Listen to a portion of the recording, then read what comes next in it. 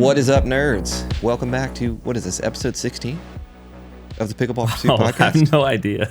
Something like that. I have no idea. 15 or 16, yeah. Yeah, we've lost count. We made it past one. After that, it's hard to keep track, honestly. I know it's not 100. Yeah, it's not 100, yeah. And we're not giving away 100 paddles. Actually, we are giving away something at the end of this episode, so stay tuned. Oh, yeah. I'm your host, Lewis, with Pickleball Pursuit, with my co-host, Justin, from Pickleball Etc.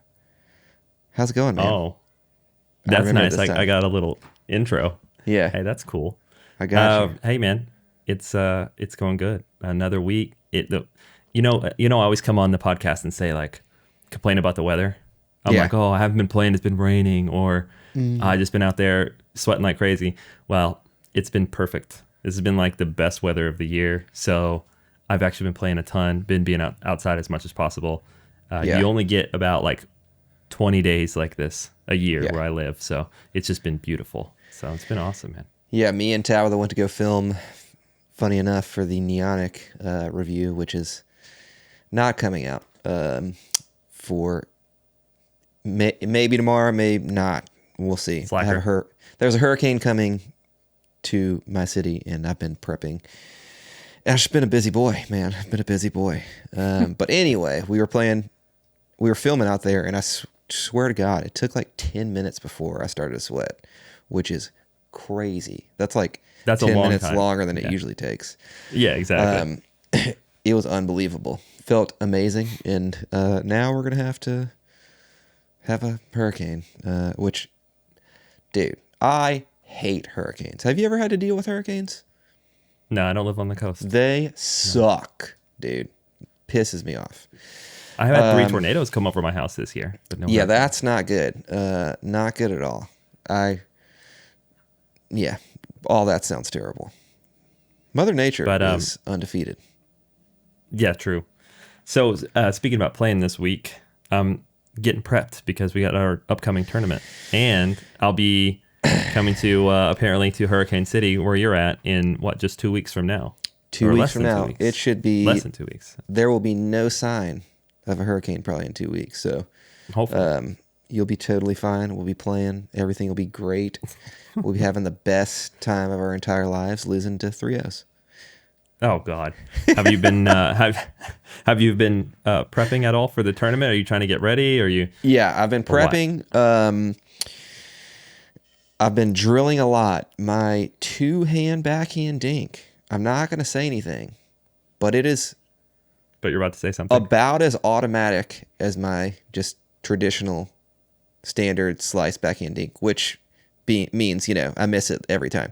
But I've actually had a very high success rate with my 2-hand backhand dink. I've been trying to keep count, and the last 2 or 3 times I've played, I think I've only hit 2 out of like 12 to, let's say like my average is 1 out of every 10 shots of those is not ideal. Like it's a pop-up. Or that's into pretty good though. It's considering you had 0 2-hander not very long ago. So yeah, it is coming along. It is very much a good weapon, and definitely a huge improvement in my game, especially just being a little bit more offensive when we are at the kitchen line. So been very happy with how that has gone. I need to continue to drill it, but next it has to be my backhand flick. It's just I've been just putting them into the net, burying them. I'm not like you, man. Oof. I don't have those flexible little wristies, So straight into the net. Straight into the net. Bam, bam, swish, swish, swish. Speaking about prep, I was trying to. I think it's really valuable. What I'm trying to say, I think it's really valuable to play with people you don't play with all the time, especially whenever a tournament's upcoming. Playing with your normal group is like a ton of fun, but it doesn't always force you to get better. Like you know what to expect from these people, they know what to expect from you. It's just a different mindset. So I've been looking a little bit more for games around my area, not with my normal group, and I went on Saturday morning and played for an hour and a half with a larger group, and it was kind of rotating courts, and some of the people there I play with regularly, but a good half of them probably not. And I remember how fun it is to play against people who don't know what to expect from you. because I hit 8 Ernies in an hour and a half Oh in my 1 hour and a God. half session because no one knew, but like my normal group, they will give me, I try to get at least one successful one, every night, but no one will dink up the line to me ever because they know I'm going to do it. So anyway, I had a ton of fun and people were like, Ernies are flashy. Even if you don't like win Yeah. the point off them, people are like, oh my God. Don't look But back in slow-mo because you might foot fault. But anyway, yeah. that was a ton of fun. And Ernie's are super important and underrated in adding pressure to the team, to the opposing Yeah. team. So even if you're not successful with your Ernie and they go back cross court, a lot of times they, just bump it into the net or they hit a high dink or they just kind of freak out and create some form of opportunity for you to, capitalize on. But yeah, dude, I'm a big Ernie seller, regardless of if it actually comes to fruition. But dude, Yeah. completely forgot to put this in the show notes. But man, I played in the Duper shootout last weekend, and it Oh yeah, actually how'd that went go? pretty good. I went 7-3. Should have only lost one game. Should have only lost one game. But man, the gap in talent was very drastic. Like, Hard. That's actually harder to do. yeah, everybody's duper was like 3-0 to 4-2, about 4-3. There were 3 people who were 4-0 plus players apart from me. I would consider myself a 4-0 player now, but my duper is not 4-0. But anyway, everybody's duper was like 3-0 minimum, and my duper went up 0.05 points from going For going 7-3. 7-3. Yeah, Wow. it was crazy. You trapped. Duper is a grind, man. You kind of have to, like, I was telling you this via text, but like, you kind of just got to get lucky your first 10 matches and hope that it gives you this skewed rating, because after that, dude, you ain't moving nowhere unless you're just a monster of a player and just so much better than everybody that you're playing with the similar rating. So Yeah. I don't really care too much about what my duper says. I'm more focused on playing against whatever level that I would like, to say that I am rated, self-rated, or Yeah. Other people self-rate me. But yeah, duper's a grind, man, and I did well. Even though the play was quite, I never had, apart from 2 games, did I have anybody who was like a really, really solid partner. So I'm happy about winning 5 games with, partners who were not quite as capable. Yeah, it's not easy to do. Yeah. To like actually carry a game. Yeah. This for the gamers out there, I'll say this analogy. You might not get this. I think you said you're not really a gamer, but I'm a gamer. I'm a duper, gamer guy. I feel like, okay, all right. Yeah. Well, maybe you'll get it then. I feel like 3.75 to like 4.3 is like elo hell, like for duper. If you've ever heard that term, it's just like it's so hard to get untrapped, and in that range, there are just a vast variety of people who are, different skill levels, even though that's what their duper says. You kind of escape that once you get up near 5.0. Anyone who's near 5.0 or over 5.0 is good. Anyone who's at 3.0 or below is bad. But 3.75 to 4.3, you have no clue what you're going to get. And it's so hard to like grind out of that. So that's like the elo hell of pickleball duper. Yeah. But yeah, man, I did perfectly fine, which was amazing. So that is good. I'm happy to hear that. So I've also, and I think you've been doing this. I know you've been doing this. I'm just trying to be dramatic, but have been looking for a new paddle to main. Okay. I'll get into why I am looking for a new paddle to main, and then I want you to get into why you're looking for a new paddle to main. But for a very long time, I'm talking like 2.5 months, very long time, I've been using the J3K Pro, which is a standard shape. Longer than 2.5 months? You're right. It's you used it all the way back when we played in the tournament. That was like going on 5 months ago, 6 months ago. No, bro. That was July. It's September. Oh. It's like long time. Barely 2 months. Yeah. But anyway, J3K Pro. Been using that. Really like it. one of my favorite paddles that I've ever used. One thing that I started noticing was that I am losing a lot of drives and third shot drops by putting them to the net, and it feels like a lot of that is associated with the lack of dwell time. It has a very short dwell time for a 16 millimeter Kevlar paddle because of its very tight Kevlar weave. It's very stiff, and the impact dwell time is very short and quick and responsive. So I wanted to have something a little bit softer in terms of dwell time, but not necessarily less powerful or poppy. Right. And absolutely, positively has to be a minimum of that 5.3 inch hybrid handle or 5.5 inch standard or elongated shape handle. For whatever reason, the 5.3 inch hybrid handle, I don't know if you've noticed this, but it feels a little bit longer than what a 5.3 inch elongated or standard shape handle feels like. For some reason, maybe it's just the neck taper in most of those paddles, but that is something that once you start testing all these different paddles, you really notice, okay, their numbers are the same, but they don't necessarily feel the same in terms of room. But yeah, that's why I've been looking for a new paddle. Why have you been looking for a new paddle? Oh, yeah. I mean, the main reason is because we have tournaments coming up, and I don't want to suck. And it makes a huge difference switching paddles all the time versus if you just play with the same paddle for a month straight. To me, it's probably a confidence thing. Like I can play okay with a new paddle on the first day, especially if it's kind of within my wheelhouse. But I just don't have the confidence to. It's specifically shots like drips and shots like heavy spinning dinks where it's a soft shot, but you really have to like confidently swing through it, if that makes sense.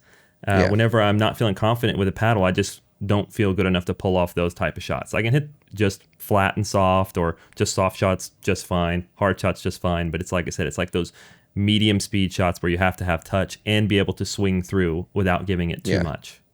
Yeah. So for anyone who is not, familiar with the term drip, that's basically like a drive drop hybrid shot. You're usually hitting it at the person who's returning, running in. So you hit it hard enough to where the opposing person at the kitchen line, who's their teammate that's there, cannot poach it, but you hit it soft enough to where you have plenty of time and you're not really worried about dumping it into the net.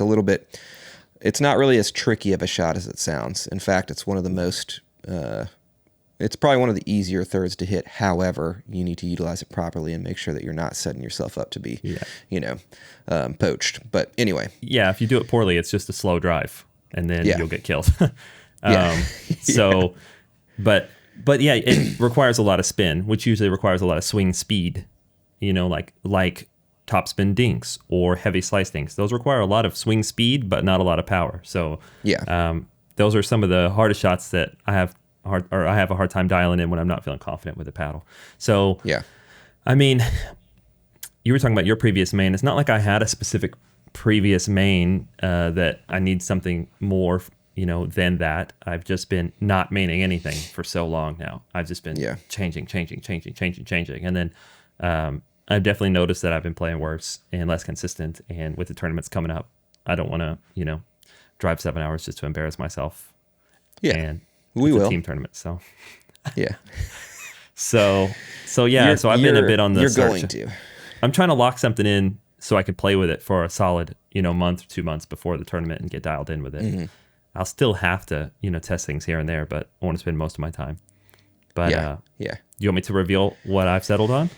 Let me go first, and then I'll let you go first. And there's a reason why I'm doing that, not because I just want to go ahead of you. But yeah, sure. So the main options were, and I thought this was going to be a shoe-in. I thought nothing was going to come close, but the J2 Ti was a very prominent option. And then I was also thinking about what was the other paddle? Oh yeah, the Neonic Flare Prime, which is, as I said, it's 14 millimeter standard shape paddle, has a longer handle, very similar in shape and dimensions to the J3K Pro. The only difference is it is 14 millimeters, obviously, and fiberglass. But with that fiberglass top layer, it's going to be a lot more dwelly, and it's actually a very soft feeling paddle, which is kind 14, of the thing that we called out for Neonic. But the last option, which I am 99.9% sure this is going to be my main, unless something crazy happens, which, obviously always happens with the paddle world, but is the Monarch All Court. So from 11.624. This paddle is pretty incredible. I was not lying when I said this is the best wide body paddle on the market. In my opinion, it's the best wide body paddle on the market by a pretty clear margin. Very unique shape. It's similar to your hybrid shape in terms of its flare out at the top, which gives you a slightly wider, which is very smart actually. It's a slightly wider sweet spot at the top. Yeah. And brings the sweet spot up, which is going to be your main issue with having a shorter paddle. You're going to lack a little bit of plow through and power because you have a shorter paddle and less leverage and swing weight generally. So not only does this paddle just have a very unique and awesome, super forgiving face, its top layer is fiberglass, or is it second layer is fiberglass? Yeah. And CFC. Yeah, Middle layer. its second layer is fiberglass, and it is a 5.75 inch handle, so plenty of room for 2Es, which is shockingly a new staple in my game. And it is very forgiving, has great maneuverability, and just overall a super awesome paddle. So did it check the boxes? Do you have the same amount or similar amount of like power and pop as J3, but the J3K Pro, but with more dwell time? Yes, absolutely. It has a substantial amount more dwell. That's in combination with just it being a soft feeling paddle and that carbon fiber to fiberglass. You feel that fiberglass layer dwell and kind of pocket the ball a little earlier than you would with other, that have fiberglass in the third layer. So the J2 Ti, I thought this was going to be like the clear winner because, I love the J2K, but man, I just, for whatever reason, since I've implemented this two-hand backhand, it's just not been quite as comfortable using this paddle because, it has a very wide neck taper, which is also one of the biggest strengths of this paddle. Is genuinely, arguably one of the most forgiving paddles on the market and one of the largest sweet spots on the market. So just felt more confident, more comfortable in the hand with the Monarch, and the Monarch is a little bit more maneuverable. So, long spiel, 11.624 Monarch All Court, new main. Justin, what you got, bro? This is timely, and you won't be surprised because I've been talking about it, but it's the Neonic Flare. And I've mentioned this the past couple weeks and said I was holding my thoughts until release day, which is as we're recording today, September 10th. This is now released and available. I won't be surprised if it sells out quickly. 16 millimeter standard shape. Now we can talk about the details. This is why I didn't talk about it before. Top layer is titanium, the gold titanium, and then carbon fiber middle and fiberglass bottom layer, which is awesome.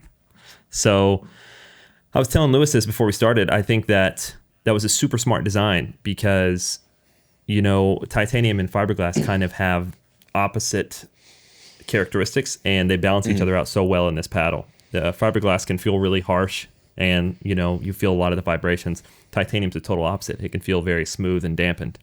And then so the combination of both of them is great because you do get that kind of smooth, dampened feel from the titanium. So the fiberglass isn't harsh, but on the harder swings, the fiberglass like pop and power is there, and especially for a standard shape. And shout out to Matt at Chorus. He was kind of the first one to pioneer this with a shapeshifter, but having the fiberglass bottom layer means that really it kind of reacts more on the harder shots when the ball is sinking in deeper, to finally get to the third layer. So yeah, I love this paddle. And it's not like, it doesn't do like any one thing for me spectacularly, but I just feel confident when I play with it. It's just like, every shot kind of does exactly what I want it to do. So I had to kind of have a little bit of a come to Jesus moment with myself and say, poppy paddles are fun, powerful paddles are fun, but I play ass with them. So, So what you're saying is, are you too trash for a power paddle? oh, what a callback. My have the turntable. What a callback. Yeah, yes, I am. And I've now shit. had Welcome this to the club. confirmed as I spent many, many hours this year trying to dial in, or not this year, this week, trying to dial in the Olympus and struggling mightily. And then I was just had to play with a lot of paddles this week. And then kind of a lot of these nights, each night I would go back to the Neonic Flare for like the last game or two and just immediately like, oh, it was like home sweet home. I feel like I just immediately played better. Specifically, like I was telling you earlier, on like kind of the craftier shots, so like drips and like heavy spin dinks and just yeah. So I had to just kind of get over my ego of wanting to do flashy backhand flicks because it isn't necessarily the most poppy paddle. I'm not winning any counters and hands battles as much anymore, but that's not the way to win at our level anyway. The way to win is to keep the ball in, Don't make put the ball mistakes. where you want it, and let them make a mistake. So Yeah. your review should have been out today, but you're a slacker, so you guys It's can look out for beyond his my review control, soon. guys. No, I'm just kidding. Beyond my control. But yeah, look out for Lewis's review soon on this. I'm sure, even though it's not his main, he probably has good things to say about it because it is an amazing paddle. And it you even looks talked about pretty badass. it looks pretty nice, little Yeah. metallic. Super good looking paddle. I would have loved if they did a white edge guard though. Yes, agreed. I know they needed and to then differentiate from the Prime, but I was gonna say man, the Prime is right here over my shoulder if you're watching. Yeah. That you did mention that one, which is also a great paddle. So Yeah. just good stuff all around from Neonic, and they've already kind of on the down low announced a few of their upcoming paddles, which I'm really looking forward to. So because they have some great shapes. Yep. So Specifically the flow. we'll kind of, I'll try to get that Neonic flare review out as soon as possible. Hopefully all things go according to plan. I'll have it out tomorrow evening, but which is the day that this will come out. So Wednesday evening, hopefully we'll have that out for you unless we lose power. So yeah, man, we got some paddles. Mainly I got some paddles in. Mainly you, yeah. Yeah, we got a lot in. You also got this paddle, but this is the Circuit from Kiwi Labs Pickleball. You've played with this. Very good. Yeah, you said you love it, and Yes, it's actually, a it surprised me. interesting paddle. You measured this, and it came in at quite odd specs. It came, Yeah, what, so 16.25? Yeah, it's like 16.25 or 16.3 long. So we're talking about hybrid length. However, it's just under 7.5 wide. So we're talking elongated width, right? And so I asked Larry about this, by the way, because I asked him, I said, hey, is there any reason for these measurements? It's essentially either a skinny hybrid or a short elongated. And he said it is intentional, and they had a high priority for this specific 14 millimeter circuit to be very fast. And it was a way that they were able to keep the swing weight a little bit lower, which it is very low. It's tested at like 106. That's a quick by battle. kind of reducing the area on the face, and that he thinks, and I'll pretty much confirm, that the construction of the paddle with the foam that they're using in the core does make it have a more forgiving and better sweet spot than the size would, otherwise let you or make you think. So Right. he felt like he could afford to kind of make the face a little bit smaller to have a little bit of a faster paddle without sacrificing sweet spot or stability, which I think they achieved. And well, I think we're gonna have to revisit this one after you play with it, because I want to chat for about sure. it a little bit more, but I want to hear your thoughts. Yeah. And for anybody who does not know, this is utilizing foam filled cores, kind of like in a U shape like so, around the They call it top a rainbow. of the paddle. Yeah, the rainbow filled shape, if you will. So should be a very interesting paddle to check out. But yeah, And we while you're there, shout out Kiwi. This is a Kiwi Labs hat. Love this hat. So anyway, thanks Larry for the hat. way to go, Larry. You are a swell guy. Just maybe the nicest guy in all of pickleball. Yeah. You know. There's sometimes like I'll just like watch people and I'm like, man, this person makes me feel bad about how much better of a nicer person they are than me. And Larry, you're one of those guys. Thanks for making me feel bad. All right. Just kidding. I don't feel bad, but I do genuinely think Larry is one of the nicest owners for sure. Agreed. But Ace Hart, man, I have. So here's the story. This paddle got in. It's 14 millimeter elongated. It has the Omni core, which means it has 2 sets of perimeter edge foam. So it has like just your traditional Generation 2 perimeter edge foam, and then it has a second layer of edge foam that goes around the entire core. So it is kind of a Gen 3. They call it a Gen 3.5. It's not a Gen 3.5 paddle that they are, have a unique, I guess, design for. So this paddle, I thought it was going to be super, like, ultra powerful, ultra poppy. It was not. However, the sweet spot on this was pretty much gigantic for a 14 millimeter paddle. That's what I was gonna say. For a thin paddle. Pretty cool. Yeah, I brought the Olympus. I brought the Ripples, both of them. I brought one other paddle that I can't think of right now, and then I brought this to the pickleball court. I played a couple games with the Ripples, which, Jesus Christ, those paddles are going to be unbelievably popular. They are. I'm just going to say it. They're the best Gen 3 paddle by a long shot, in my opinion.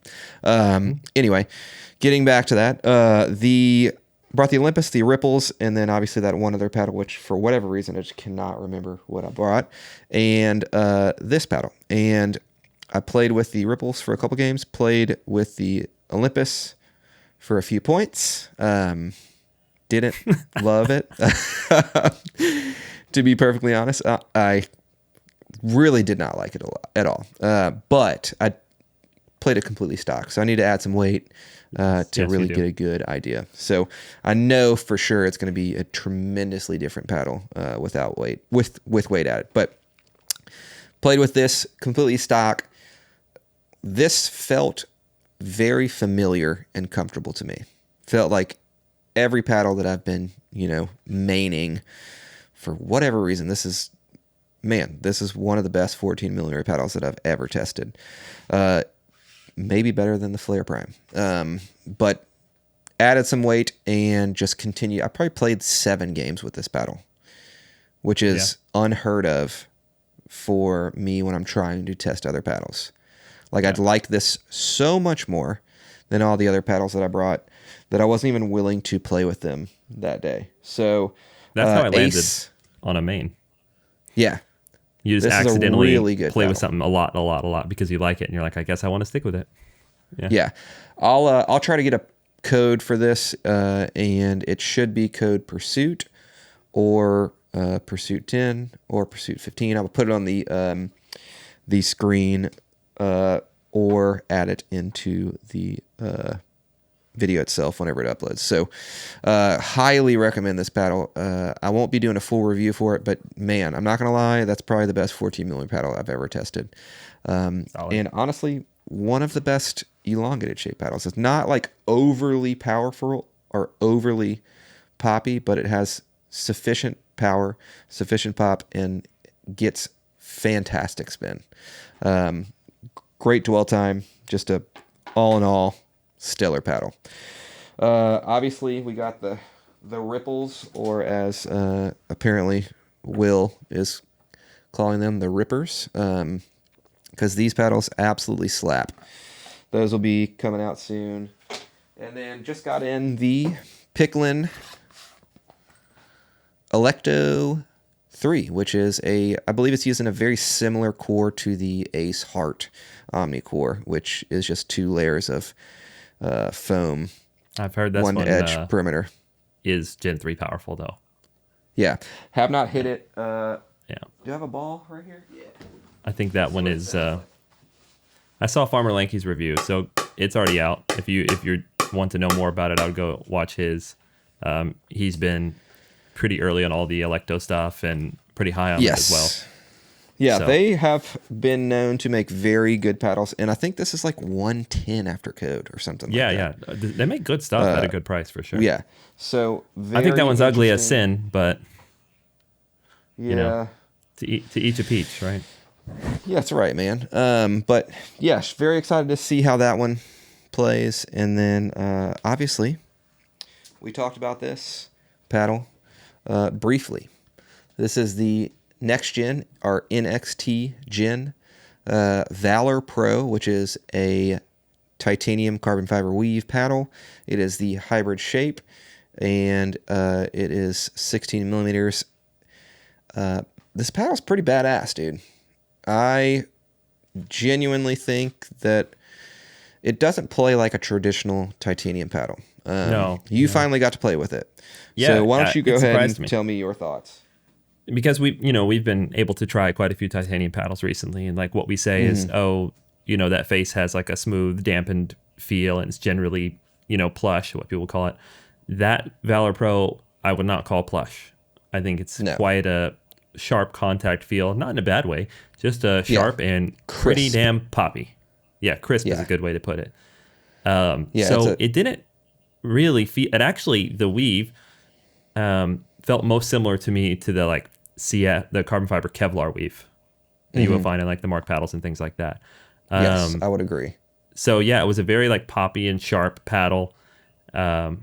And I only played it stock. I think it could definitely use some weight. I think stock, it felt a little bit kind of hollow and just lacking a little bit of stability.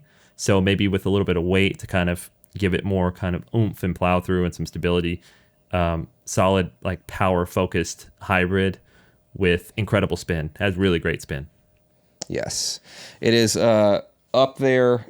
So I ended up getting the J2 Ti production model, and this is probably a touch grittier than the next gen Valor, which is saying a very lot. gritty. Yeah. Yeah, this paddle gets great spin. Very good spin, and then obviously this is just like a slight step up.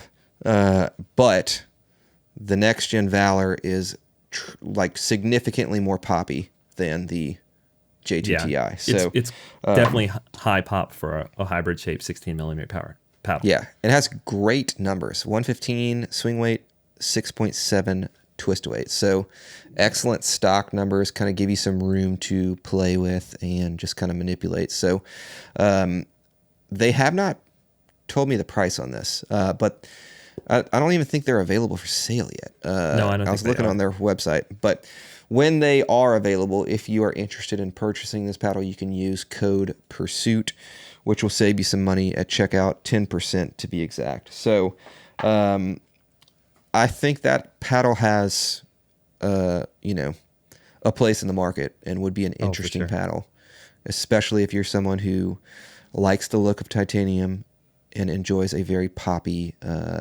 and powerful 16 millimeter paddle. It's not going to blow you away in terms of pop and power, but it's definitely up there in those categories. So next gen, man, I was impressed with it, although it's not necessarily a paddle that I would main. Pretty solid from a new company I've never heard of.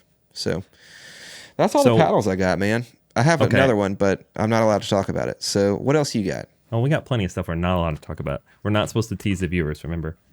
They told us that. So anyway, actually, this isn't on our list, but I want to ask you a question. I'll see if you can get it right. Okay, here's some recent paddles. I want you to tell me what they have in common. Okay, Neonic Flare Prime, Spartus Olympus, Kiwi Labs Circuit, and Ace Heart. All of these are like very recent releases. Very, very recent releases. What do they all have in common?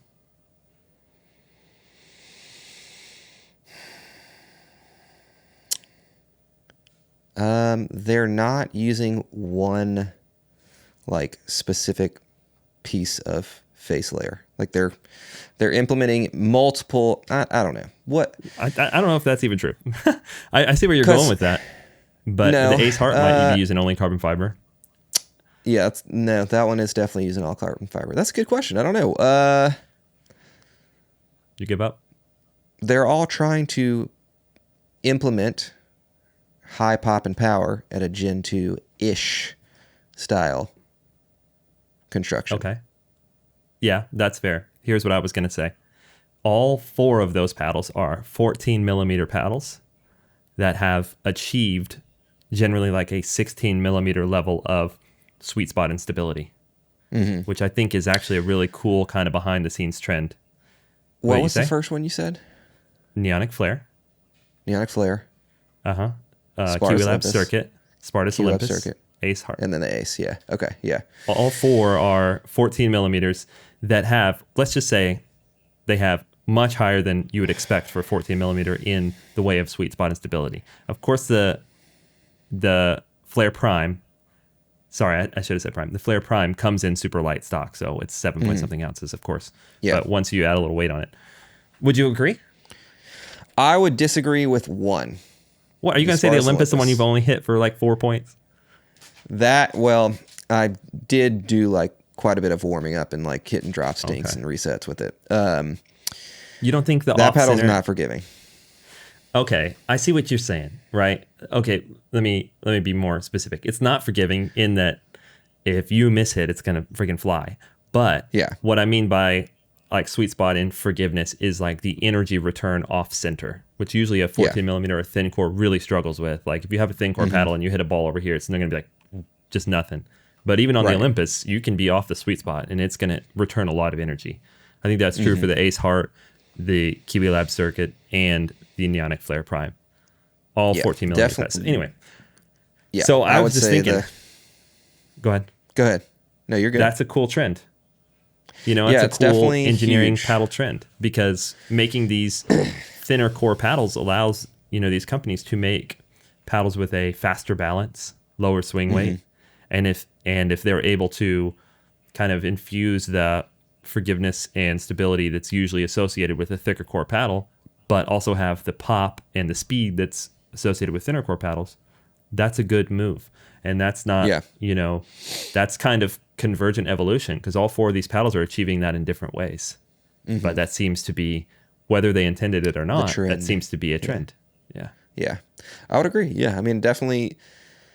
Yeah, they're definitely more forgiving than most 14 millimeter paddles. How many times recently have we said, this is the best 14 millimeter paddle I've played with? We said it initially about the Flare Prime. You just said it about the Ace Heart. Many people have said it about the Olympus.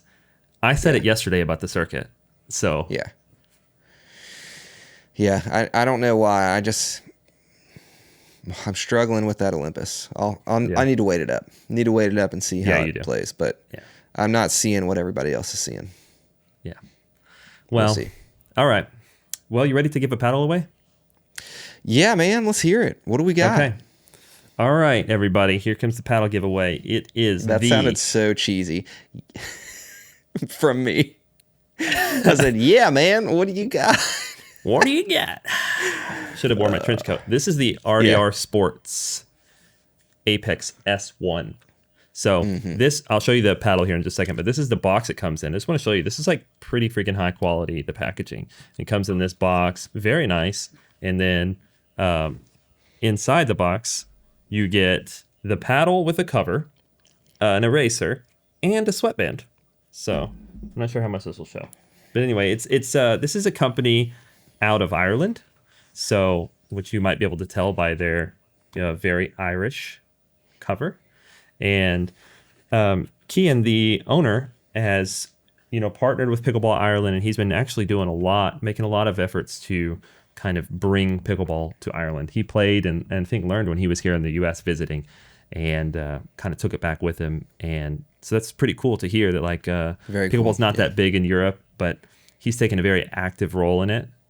Great guy, nice guy, and we are able to give away one of his paddles. This is what the paddle looks like. It's a 16 millimeter edgeless paddle. carbon fiber, and Great it grit. is oh yeah, very gritty. It's not a typical shape. So this is a little bit shorter than 16 inches long. So, kind of like standard length. However, it's only 7.5 wide. So it's more like elongated, shape width. So it's a little bit of a small paddle. I would say for an edgeless paddle, this surprised me so much. I went to play with it knowing small paddle face, no edge guard. I'm thinking this is just going to flop around everywhere. And it's also light. It was under 8 ounces. But What 99 swing weight did you get on that? Yeah, I got 99 as well. Yeah. Insanely fast. Yeah, and it's so incredibly fast. And the feel was way better than I thought. So this paddle pleasantly surprised me for sure. I could tell from the grit that it was probably going to get great spin, and it sure did. It get awesome spin. It's still definitely a control-oriented paddle, even after you put weight on it, which I would recommend. It's still not going to give you a lot of power or pop, but it's got incredible spin and incredible control. So, like something like the Double Black Diamond Infinity, I think is kind of similar to this, or maybe even the Selkirk Lux in the other shapes, not the long Invicta shape, but in like the Epic or S2 shape, is kind of similar to this in performance. Yeah. So a really fast, edgeless paddle with great control and great spin. Better spin than Selkirk for sure. So really fun paddle. And especially for people who want something extremely fast and extremely light at, basically all costs, this is a good one. Yeah, so we're going to sure. give one away. So you got to do the typical stuff, okay? You got to like the video, subscribe to this channel, and then go follow RDR Sports on Instagram. And then bonus points that actually aren't bonus points if you follow Lewis Pickleball Pursuit on Instagram and myself at Pickleball Etc. Pickleball ETC. We won't actually You got to count comment that, on but- this video too. So there comment. What should the comments be? Should we do something Irish. another funny? I think it should funny be comment, something you know? Irish. Okay. Not Yeah, insulting, give us- yeah. but give us Yeah. give us something related to Ireland or Irish culture, or something related to something Irish, since it's an Irish brand. Yeah. And yeah, I think this is a limited time cover. I'm not exactly sure if every Apex S1 gets this cover, but I don't know if you can see this very well. Yeah. Ooh. So, very lucky charms. See, high quality feeling. The cover. I like the cover and the presentation and packaging. Everything about it, he even the sent it paddle to me. itself, feels like. Yeah, I feel a lot of paddles, and you can tell Yeah. when something feels janky or like cheap or slapped together. This doesn't feel that way, and the way that the edgeless is done here, if you're into this, is Clean. actually super clean. It might be the cleanest Yeah. edgeless paddle I've ever seen. Yeah. It's not rounded. It it's will just chip. sharp and square. It will chip. Yeah, I scraped mine already. I don't know if you can see right there. Yeah, you'll definitely need to add an edge guard. And hey, I don't know if you knew this, but if you add a edge tape to your edge guard, it will add swing weight and twist weight to your paddle and change up the playing characteristics. So Go watch episode 2 or 3 or whatever. yeah, but you'll definitely need edge guard for this paddle, or it will get a little shred going on. Yeah. So yeah, like and subscribe. Follow RDR Sports on Instagram, and comment down below something Irish. And if you want to, go follow Justin and I on Instagram. And then triple bonus, quintuple bonus. Leave us a review on Apple Podcasts or Spotify. We would really appreciate that. Dude, now they have only 18 things to do to enter this giveaway. Easy. Well, great that they're giving that away. Thank you, RDR Sports. We are going to move on to something we talked about we would do today, which is our grip showdown. Our grip Overgrips. gauntlet, as the Pickleball Effect podcast would probably say. Okay. Beat I like that, that. Kyle. Let's deal with that. I bet you can't. Yeah, we can do alliteration as well. You're in Japan, living your life, seeing amazing things. We're not jealous. We're not trying to be just like you. So the grip battle, the grip gauntlet. Very limited, got, man? shall we say. Let's tell them which paddle or which grip companies are involved in this, because we were kind of trying to do more and more, but we decided to just go ahead and do the grip gauntlet with what we've tried so far, since it was taking some time. So what we're going to include in this is Yonex, Super Grap, Wilson, like Pro Comfort, and then probably the perforated one too.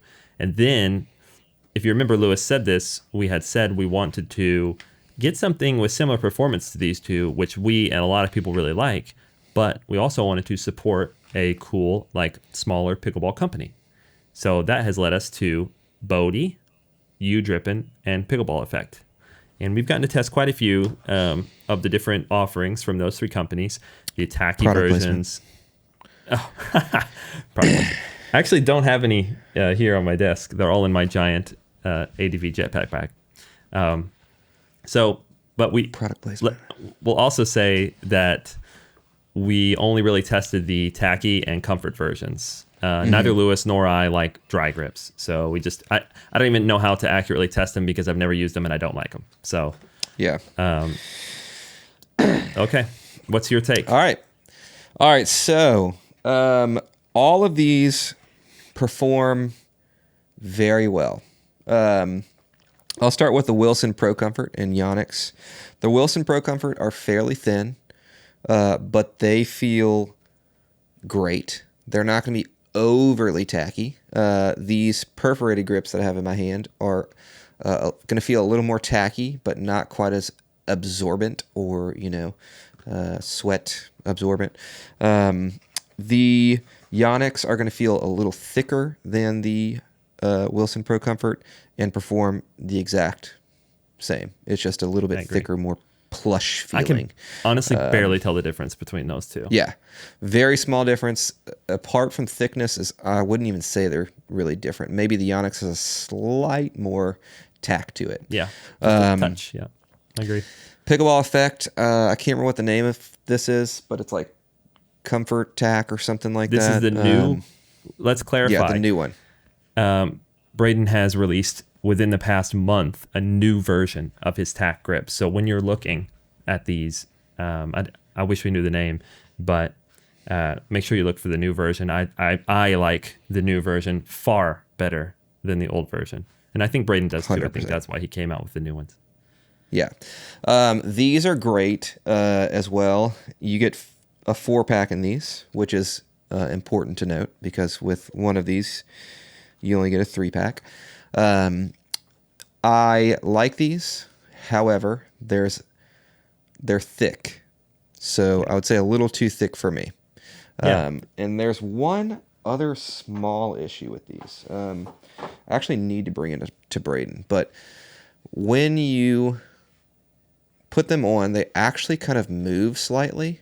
They kind of like come up at the bottom of the handle and go over the edge of the handle a little bit, so they don't peeling quite off the stay plastic put. on both sides? Yes, yeah. So everything's peeled off, and they're just, for whatever reason, maybe you might just need to wrap these like overly tight, but they don't stay put as well on that first wrap. But very minor complaint, and it honestly doesn't really change the playing performance of it really at all.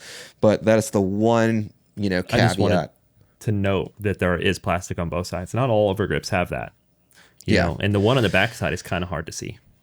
U-Drippin has it as well. As does Bodie, right? I think, if I'm not mistaken, actually this Pickleball Effect one does not have plastic on both sides. I'm checking. Well, check for plastic. I think it's on just both U-Drippin. sides. Yeah, absolutely, positively check. And guys, I see this way too often. If you're using Overgrips and you are not pulling the plastic off of the Overgrip, you are wasting it. It's not usable. You've seen people use it with plastic on it? Dude, I've seen way too many people use with plastic on it. Oh, no. And I just don't have the heart to go up and tell them, because I don't want to sound like an asshole or somebody, a know-it-all, but peel the plastic off. It is literally on there to keep the grip clean before you use it. That's the only reason why, and to keep it from sticking to itself, obviously. Yeah. So peel the plastics off. Check for both sides. Super important. All right. What are your thoughts on the Pickleball Effect Comfort Um, Tack? I like them. They are a little thick for me, and uh, if that was all I had, I'm happy to use it. However, it's not my favorite. To me, it almost feels like that the sweat doesn't necessarily absorb, so it can get like a little slimy or slick feeling if you once it Yeah. gets a little bit sweaty. Yeah, So definitely a that isn't my touch. favorite, but they're very Yeah, a touch more comfortable. so. That like they're like thick, but they're thick in a kind of light, spongy way. So it's very comfortable. Yes. Yeah, So that's a good description. All right, on to the top of the food chain, in my opinion, which Bodhi grips. These things got some serious tack to them. Like, they are tacky and they are thick and absorbent. So if you are someone who sweats a lot and really needs an absorbent overgrip but doesn't like dry, obviously, this is my number one recommendation. These are so thick we actually grips. disagree. Well, no, Okay. these are my number one recommendations if you like thicker, tacky, Okay. tacky grips. Awesome grips. Very, very good. I could use these every day for the rest of my life and have no issues. But they're a little too thick for me, Oh, okay. if I had to complain. So they're not the perfect grip for me, but they are damn near close. What are your thoughts? Yeah, I would agree with that. I think that the thickness on the Bodhi is kind of similar to the Pickleball Effect. Those grips to me felt pretty similar. The difference was what you just said. The Bodhi does a better job absorbing sweat. So those grips are very similar. I would give the edge to Bodhi just because of, sweat absorbing. But Yeah. if you're someone who You're sweats comparing zero, those to the Pickleball Effect? Is that what you said? yeah, Yeah, compared yeah. to the Pickleball Effect, I think they have the same kind of thicker, comfortable, squishy, but they're also Yes. tacky. It's just the Yeah. absorbance that's different to me. Yes. So, yeah. Absolutely. All right. On to my winner, which is the U-Drippin Pro Tour Overgrips. I should have a code for all of these. All of these two, which is Bodhi and I was going to U-Drippin. say you have a Wilson code? Yeah, I think Bodhi is Pursuit or Pursuit 10, and then same thing with U-Drippin Pursuit or Pursuit 10. So these are the Pro Tour Overgrips. They're going to be similar to the Wilsons in terms of thickness. However, they are more tacky, and for whatever reason, they just feel better, in my opinion, which is exactly what I was going for. I wanted something that was going to be kind of like the Wilsons, very much so like the Yonex Super Grap, but from a smaller company and perform just as well. And this is absolutely that. In fact, I think these are better grips than the Wilson and Yonex Super Grap. Yep. So If you want thin, tacky grips. Yeah, U-Drippin Pro Tour Overgrips are my number one recommendation for people who don't want a super thick, tacky grip. Have you tried the black one? No, I have not tried the black one. I Important distinction don't here. love the look of black overgrips. I tried it specifically because this is the same is true with Wilson. The whites are tackier than the blacks. Yeah, that makes sense. This is the U-Drippin Pro Tour. In black, it's still the same thinness. It still has the same kind of comfort and feel, same usage. However, it's just slightly less tacky than the white one. The white one is tackier than the black one. And I also tried the U-Drippin Pro Comfort, which is a thicker, less tackier version. And I have that one in blue. And I was surprised because I don't normally like comfort grips, but I actually thought that it was closer to a lot of the other brands' tacky grip. Actually, kind of close to the Bodhi tacky grip because it's a little thicker, it's a little bit spongier, and it's pretty absorbent while not being supremely tacky. So it was pretty good. And if you want that more squish and you don't want a super tacky, a lot of people don't like super tacky grips because when they change grips midpoint, they say it sticks in their hand. So if you like something that has a little bit more squish and comfort, enough tack but not super tacky, I'd recommend those U-Drippin Pro Comfort. Those are my favorite of the comfort grips that I tried out of all brands. I do switch my grip midpoint and in different strokes and have had no issues with them sticking. So just my opinion.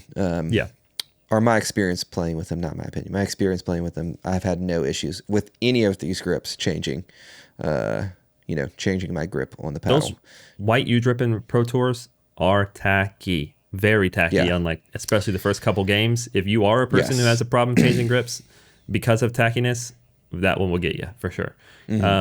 But so to summarize though, that's both of our favorites. But we both do like very thin, very tacky grips. So we would both choose the U-Drippin Pro Tour, specifically white. I haven't tried the other colors. I've only tried white and black, and I noticed that the white is just slightly tackier than the black, which is, like I said, pretty normal for even in other companies that happens. So yeah, the Wilsons are one of the most readily available grips on the market. So if you are someone who absolutely needs a grip immediately, I would just go with the Wilson. If you're somebody who likes to buy them in bulk and use them over time, dude, there's no reason why you shouldn't get the U-Drippin or even the Bodie grips. I think those are, solid. Two of the best grips on the market. So we still need to try Lukey. Yeah, Lukey was going to send us some. I think he got sick and has been super busy and just hasn't sent us any, which is no big deal. That's okay. Yeah, we'll try him eventually. Hope he's doing well. I've heard his grips are phenomenal as well. So would love to try those out. But yeah, man, glad we got to try out the U-Drippin. They're my number one. That's who I'm going with from now on. Same. So yeah, I'm actually going to order some more here pretty shortly. Yeah, I need to get some too. So saving this last one actually for my Monarch build that I'm about to do. So, all right, man. Grips are gone. We got through them. They're legit. But let's talk about a little bit of. Let's clarify some things regarding titanium. We caused a ruckus. Yeah. Mainly you. I'm gonna blame it on you, bro, because you were the one who was real. Yeah. I was doubtful, but you were like, "Let me figure this shit out. I'm gonna find out. I'm gonna find out what you nerds are doing." Yeah. So if you didn't see, last week we went to Nerd Town and basically talked about the material titanium that's being used in pickleball paddles, like this. And the takeaway was that the shiny threads in this weave are actually polyester, and they're not titanium, the metal.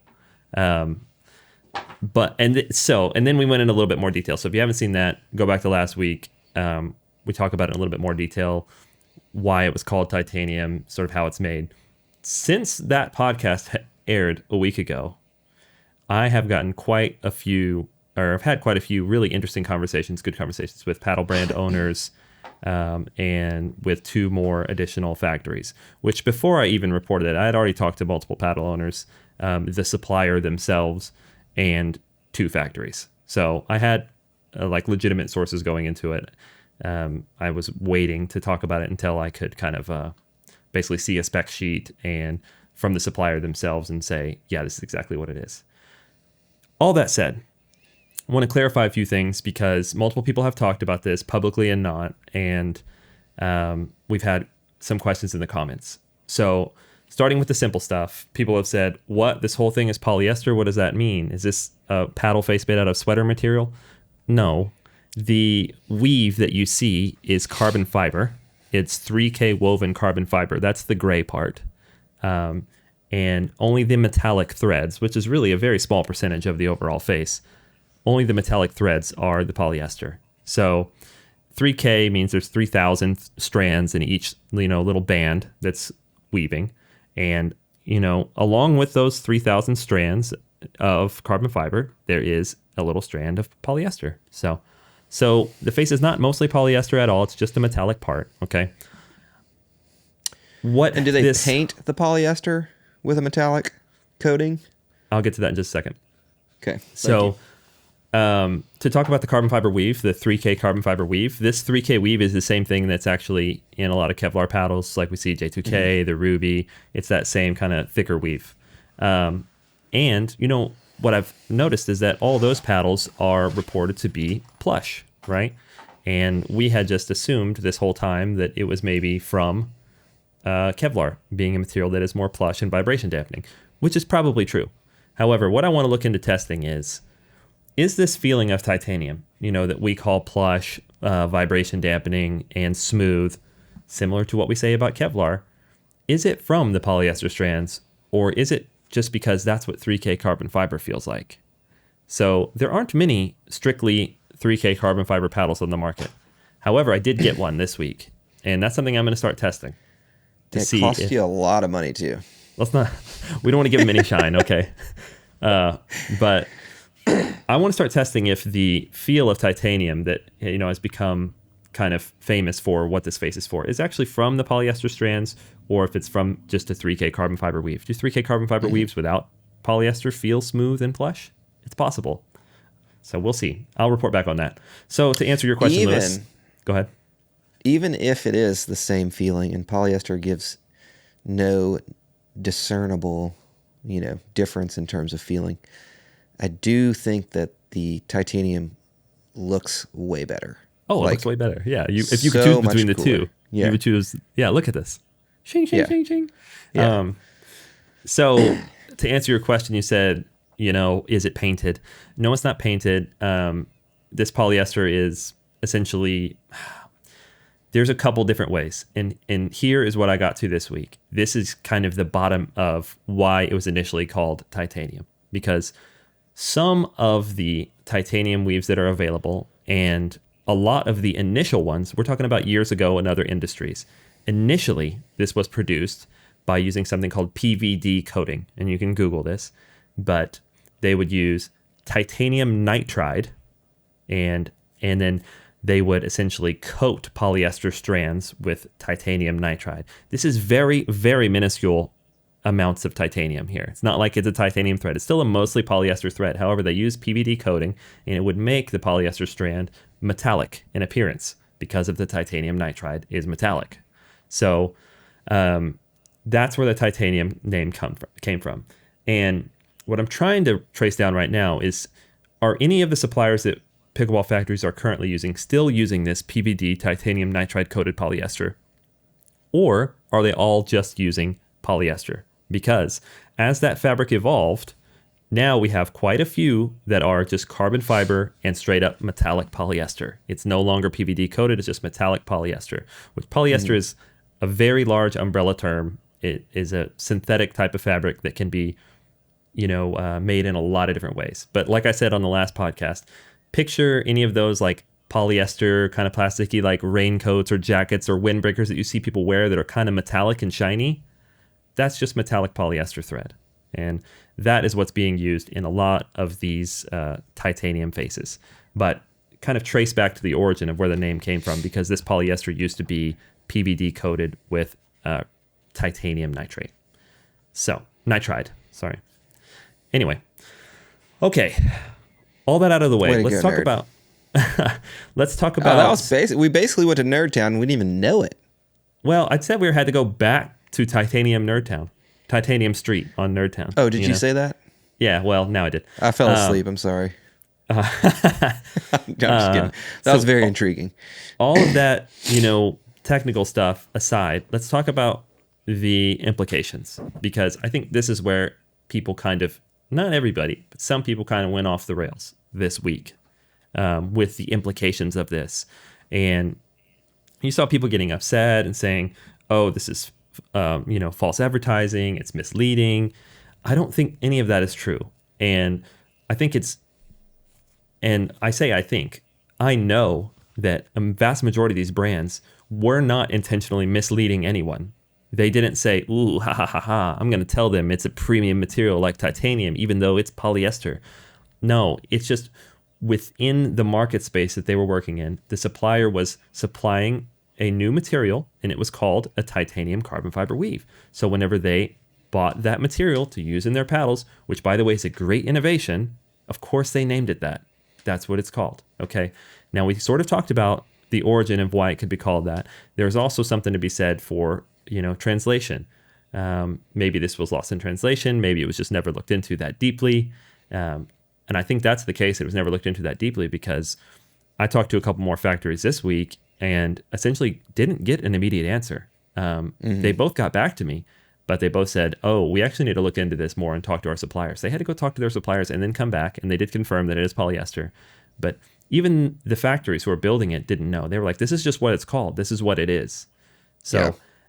and that's not a bad thing. Okay. And that's not misleading. That's just the name of it. I'm going to give you an example because this has happened in pickleball before and no one gets, their panties in a wad about this one. It's just a marketing misnomer, if you want to call it that. How many times have you heard raw carbon fiber like this, and the raw carbon fiber texture? It's still used. However, we all know now that you're not ever touching the carbon fiber. It's not raw.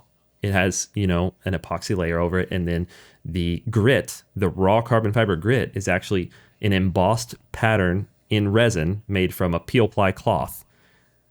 Again, we know this. So, but why would we have to dive into the weeds like that every single time we're marketing a product? We don't. We just call it raw carbon fiber and everyone knows what it means and it's irrelevant. It's great. It performs great. And it is carbon fiber and no one's trying to be nefarious by calling it raw. Okay, the same thing is going to happen with titanium, I think. This material will likely continue to be called titanium, and that's okay. No one's trying to mislead you. No one's trying to hurt you. They are, it's a misnomer, but now it is stuck because language is fluid, and that's how it happened. But now everyone knows when you say a titanium face, everyone knows what you mean. People know generally what to expect from the play characteristics, so get over it. That's what I think. And I think it's just a material distinction. Sure, it's interesting, but it's not damning that this is polyester and not titanium. What you should care about is the freaking performance of the paddle and maybe to a lesser degree, the aesthetics. So if you like it, you like it, right? And that's like what you alluded to with the 3K carbon fiber, Lewis. You're like, even if it performs the same, the titanium looks better. So that's what I want. So yeah, exactly. So get paddles that play well and look good and that you like. And if there's a marketing term involved, who cares? So that's my take. Only addition I'll add to that is in defense of companies, they have no reason to this point to disbelieve what they're telling them. The factories are telling them. So I mean, I've seen some people say that they are pissed off about this or that it's it's lying or whatever. It's like, no, there just clearly was not enough communication or education from suppliers. It's going from, correct me if I'm wrong, it's going from supplier to factory to owner brands of pickleball company to, pickleball players. So there's a lot of levels of, a lot of levels to this. So it's, well, and like I said, it's totally irrelevant. And if you didn't have nerds like me to be pedantic about it, then no one would know, and definitely no one would care. So don't be fake pissed off now. Doug's comment was so funny. Well, I think Doug, so which begs had the question: best way to deal with it. Right? How many times have you had your lunch money stolen? Dude, I hate to break this to y'all, but I actually wasn't like a nerdy kid. I know. So this. Like I played a lot of sports. I was like a regular kid who just happens to be very curious, but I didn't even wear glasses till I was like 30. So you're a fake nerd. Yeah, so I'm a fake nerd. So and on top of that, I was poor. So I definitely didn't have my lunch money stolen because I didn't have lunch money. Oh my god. So yeah, incredible. Joke's on you if you try to steal my lunch money. Yeah, my pockets be empty. I'm hungry. Exactly. I'll be like, in fact, let's go together and steal someone else's lunch money because I'm hungry too.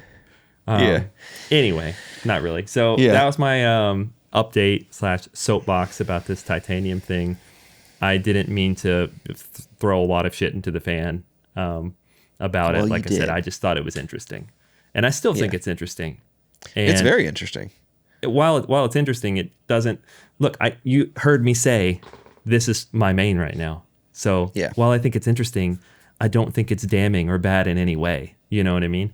So anyway, that's that. Let's get to some Q&A. We said we wanted to do one. Spiel over. Yeah, we're 1 hour and 10 minutes in. We need to get some Q's aid. Okay. What do we got? Let's A some Q's.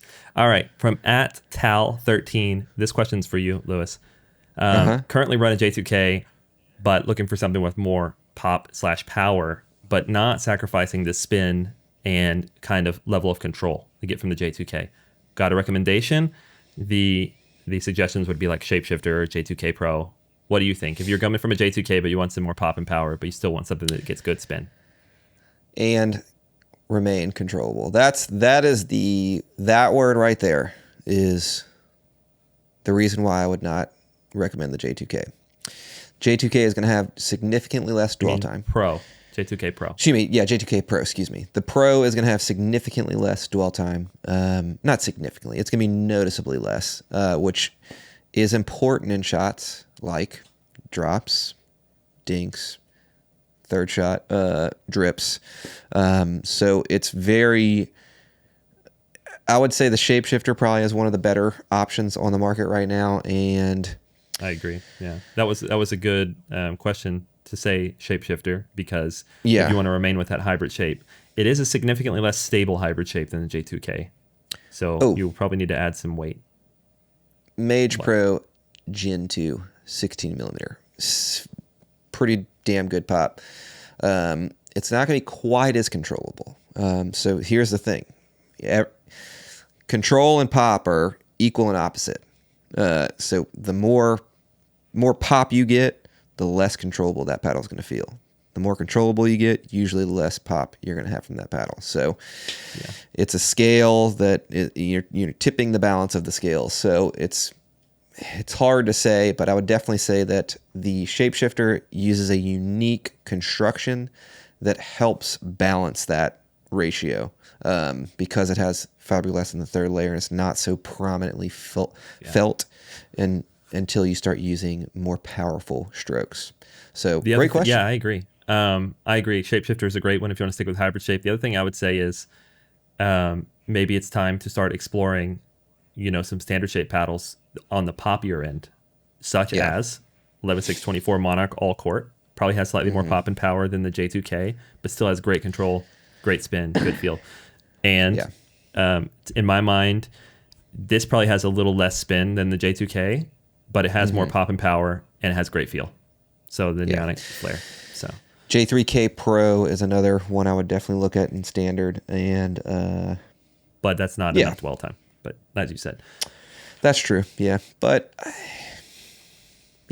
we'll move on. Okay, that was a lot of. Okay, great question. This is actually two different people asked this question independently. From VWKYT and Mr. 3301. Do logos and patterns printed on faces affect spin? What do you think? The answer is absolutely. I think yes, but I don't think it's that severe. But if you have a paddle that's like covered with like a heavy amount of ink, then yes, probably. There are paddles, however, that have the logo under the epoxy resin that I've used, which is the Anivia Voltex Gen 3. There are different ways of printing also, like laser printing and dye sublimation. Yeah. So it must be a different way of printing then. In general, to answer your question, if you have a fat piece of ink right on the sweet spot, it's probably going to affect spin. Not a huge amount, but some. This is not going to affect the spin. No. I'm talking about a big thing. Like little lines like that. That's not going to do anything. Yeah. Like the lines on the Yola Gen 3s or, or the Kiwi Lab circuit. The Kiwi Lab circuit has lines too on that one side, but great. That paddle had amazing spin. So, but if you have a big block of printing, yes. So now, next one. Go ahead. Ready to go to the next question? That's all I have to add to it. Yep. Okay. Ready to roll. Veggie Eats 1160. You said last week, Lewis. You said if you find a brand that you really love, become an ambassador. So Veggie Eats asks, how do I become an ambassador? Is there like a sales quota? Do you want me to field it? Yeah. So basically, you're much more of an expert in this. You go ahead. It depends, brand from brand, but most of them will post their ambassador programs. In general, you will not have a sales quota. You're not an employee. You can't usually get fired. They will prune for inactivity sometimes. So if you become an ambassador and don't do anything for a year, you might get removed as your ambassador status. But even that rarely happens. Most of the time, just if you find a brand that you really love and you want to support, because they specifically said in their comment they just want to support a company and not necessarily looking to make a ton of money, just reach out to them. See if they have an ambassador page on their website. If not, contact them and say, do you have an ambassador program? How would I go about becoming an ambassador? Companies love it. And to have ambassadors, it's one of the best ways of marketing, because it's true, it's real grassroots marketing. So, yeah, and it's really cool to become an ambassador if you want to kind of dive deeper into the nerdy stuff, because a lot of them have Discords or email lists, and then you can kind of get access to paddles early. You can get some behind the scenes information. You can get to know, the owners of these companies. And also, if you think it's a great product, then of course you want your friends to have it at a discount. So, different from brand to brand, but yeah, just reach out to them. First, I would check their website to see if they have an ambassador page. A lot of them do. Mm-hmm. So, but yeah, no sales quotas. Go to their website, and they usually have like an ambassadors tab. That's probably the easiest way to find it. Okay. So the next two questions are really kind of three, but we're going to blend them all together. So 65 at Best PB, who's a regular and comments all the time, he asked first a more casual question. He said, "How did we meet, you and I?" We met on the. He said, first of all, I said my two favorite vamps. Oh, as in vampires. We don't have red lighting anymore. So yeah, we met on Fangs and Wangs, the dating site. Oh yeah. I might have to delete that. Did you literally wait just for this? Fangs and Wangs? Is that a vampire dating site? So premeditated. Yeah. Oh my God. You didn't even know I was going to ask this question. I was ready for it, dude. I put together the Q&A list. I just have things locked and loaded. Yeah. I saw that and was going to respond to it, but I was like, I don't know about that. That's perfect. Actually, okay, we'll just leave it. Let's not answer for real. So next question is, he asked, is butt weighting just a fad? And as in either slice caps or putting weight around the butt of your handle. My take is the popularity of it is, yes, probably a fad, because I don't think it's actually for everyone. And right now, a lot of people are doing it. But in general, it's not a fad at all. I've said this on the podcast before. I was doing this actually 18 years ago on my tennis racket. So it's not a new thing. It's not something people just figured out. People have been doing this in tennis and other racket sports and even golf, weighting in the handle for decades. So no, it's not a fad. Balance is a real thing, but it's just a preferential thing. It's not, I wouldn't even call it like a performance enhancement. It's just totally preference and what makes you feel good and confident. So not a fad. But I do see what you mean in that right now a ton of people are doing it, and I don't think it's going to be a thing where a large percentage of the population continue to do it. People are just I think it's going to be more geared towards serious players who really like to modify their paddles and kind of dial in the weighting of their paddle, specifically the static weight and overall stability of their paddle. Yeah. So that transitioned perfectly into the next question, which was from JP Schick 5132. He says that you can lower the swing weight in golf clubs by weighting in the handle. But we said last week or a couple of weeks ago that you can't do that in pickleball. No matter how much weight you put in the handle, you're not lowering the swing weight. And he basically said, why is that? Or can you compare how you can lower the swing weight in golf but not pickleball? And it's all about how it's measured. So swing weight is measured on a machine that will essentially clasp this paddle and then swing it. In a pickleball application, the clamp mechanism is only 5 centimeters up the handle. So it's like right here. So this is the fulcrum, right? So you can imagine no matter how much weight you put on this side of within 4 centimeters of this little clamp, you're never going to make like this giant side any easier to swing. However, in golf, swing weight is measured 14 inches up. So now you have a fulcrum that's much higher up. And then you can imagine if the fulcrum's here and it's swinging and you add a ton of weight on this side, that will make a significant difference. So the physics says that even though this is a 5 centimeter point, everything I just said, if you were to add 100 pounds on this side, sure, maybe you could lower the swing weight, but not practically. So you can't practically lower swing weight because of the way that swing weight is measured on pickleball paddles. So that's the answer to that question. Great answer, nerd. That was really good. I did not know that they measured at 14 inches from the tip of the club. Look, I'm probably wrong. I just looked at it right for this podcast. But I'm pretty sure it said a lot of golf that you measure from 14 inches up the club and then you measure the difference between that 14 inches up and the I balance know point you of the can club. change it you can change the swing weight in golf for I'm sure. pretty sure that's how it's measured. You measure Yeah. the balance point of the club, the difference of that point and 14 inches. Could be wrong. If I am, that's because I only Googled it 5 minutes before we started. Yeah. But you can change it. You can lower Research, it in baby. Well, sweet. Any other cues today? Is that it? That's it. That's it. Dang. A long podcast for you guys. I think we're like an hour and 20 minutes in. Well, some of that I think wasn't real. Yeah, well, We'll I see. blabbered on a lot. But You're fired, it's all good. honestly. Yeah, Worst I'm co-host I've fired. ever had. Yeah. Come on now. Technically, I am the co-host, but that's because we co-host this. So I'm fine with being that. Okay. It's not derogatory to me. I'm totally fine with it. I'm not freaking out. I'm not sad about it. I'm not freaking out about it. I'm fine. It's good. Everything's Sure. fine. Yeah. Okay. Yeah. Yeah. Anyway, all right. Let's get out of here so I can go cry about being the co-host of my own podcast. no. I am here, co-host Lewis, here with my co-host Justin from Pickleball, etc. Thank you guys for watching. Probably episode 16. If you have any more cues for us to drop them in the comments below. Don't forget to enter that giveaway. And if you guys love us, please go ahead and leave a review on the Apple Podcasts or Spotify Podcasts. Peace out. Later. See you later, nerds.